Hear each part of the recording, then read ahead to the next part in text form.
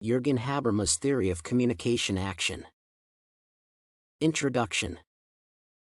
Jürgen Habermas is renowned as one of the most significant societal philosophers globally. Habermas has established communication action, which helps to refurbish and convey cultural awareness to achieve mutual understanding. In this event, individuals create personalities and also a coordinate movement towards solidarity and social interaction. The theory has various issues, which are the development of a balanced perception and which are not limited or tied to individualistic and subjectivistic premises of social theory and modern philosophy. Secondly, Habermas has also created a two-level societal notion that integrates the system paradigms with the life-world concept of socialization.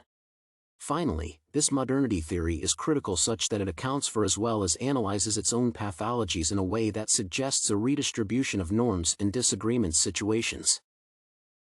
The element of the theory of communicative action. Jürgen's principle of communication action is related to the variation of two ideas of rationality, which direct activity by influencing knowledge. There are three life-world structural components which correspond to the functions, which are culture, society, and personality. At the cultural level, this is a standard of awareness that communication participants incorporate for themselves as they comprehend something in the world. The theory also guarantees the connection of newly arising situations and existing circumstances in the domain. It ensures that consistency and tradition of knowledge continues, which is sufficient for consensus practice of everyday's needs. For instance, coming into an understanding of one another in an interrelation stands in a cultural tradition that is practiced and improved. Regarding society, the shortcomings of social interaction and integration apply to the harmonization of behavior, while the two intersubjectively establish the standards that legally govern personal relationships. The theory, thus, generates unity by controlling interpersonal interactions from socialization. Recent events, for example, may be related to current conditions around the world. Finally, on the level of personality, the theory ensures that the characters with interactive competencies are formed through the socialization process. The communication theory creates a personal identity that is accepted by communicating capabilities within a historical time.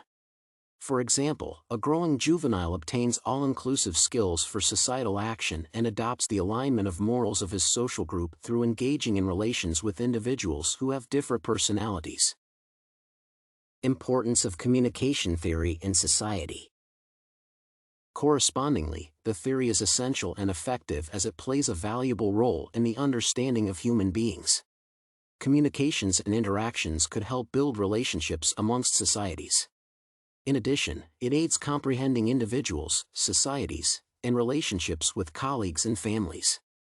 It also assists in the reinforcement of the assimilation of those with the same objective. In social production, it has formed communication of the social understanding in the cultural domain, and it contributes to sustaining all life-world elements. Therefore, effective communication always promotes a healthy and knowledgeable society. Moreover, society and personality are always maintained by cultural reproduction. The theory has also led to socialization arrangements, educational objectives, social attachments, and even personal identity. The theory is able to establish responsibilities, interpretive accomplishments, and explanatory schemes which are fit for valuable knowledge. The concept has as well caused the autonomous kinship relation due to the advancement of class distinction. There could be a rise in official regulation concepts, which might effectively develop the law in a positive direction. Therefore, it might be easy to come to a mutual understanding as there exists a problem-solving procedure that would complement the explanations of the world amid communication subjects. Lifeworld. Habermas explains Lifeworld as the creation where individuals share with others every day. In this context, the world is like an experience before the operation in phenomenological or science philosophy. The life world has compromised the current society, and it has been assigned to the regulation from the thesis of the global occupation of the world. Habermas develops a discussion of the procedure of juridification in the history course. The concept commonly refers to an intensification of ceremonial regulations in the development of positive ones, whereby there will be legally controlled social relations and densification of statutes that are detailing legal guidelines. Moreover, Habermas claims that the life world inclines to repel the independent works of the economy and government and asserts that a standard remains to be law, which is confined as the established domain of practical discourse. For instance, he mentions some family decrees in schools which change social incorporation and are managed over to the directive standard in terms of administrative and financial controls.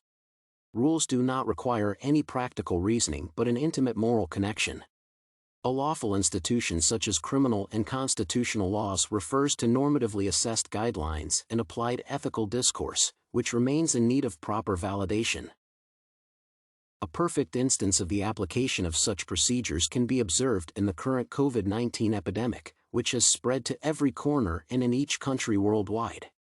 The epidemic has continued to cause many deaths and has affected the world economy at a very high rate.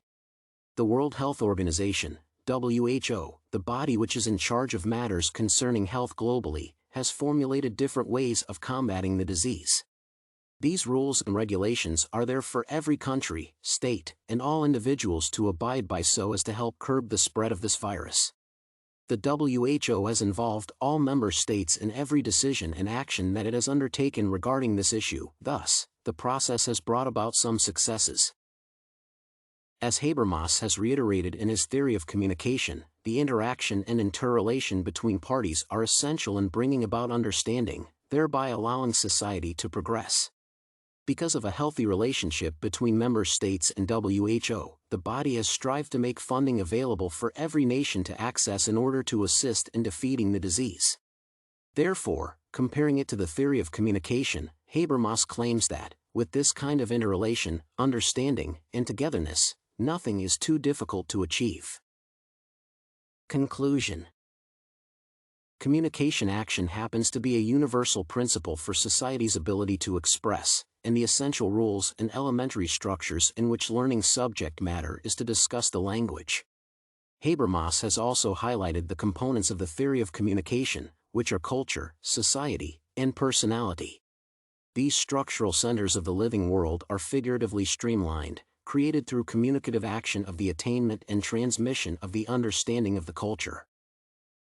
This theory has assisted society because it has a cultural reproduction that has helped maintain all constituents of the life world, which is both society and personality. These have been achieved by generating legitimations for the foundation in the social domain, the pattern of socialization, the goals of education for generalized competencies, and acquisition for action in the life world personality sphere.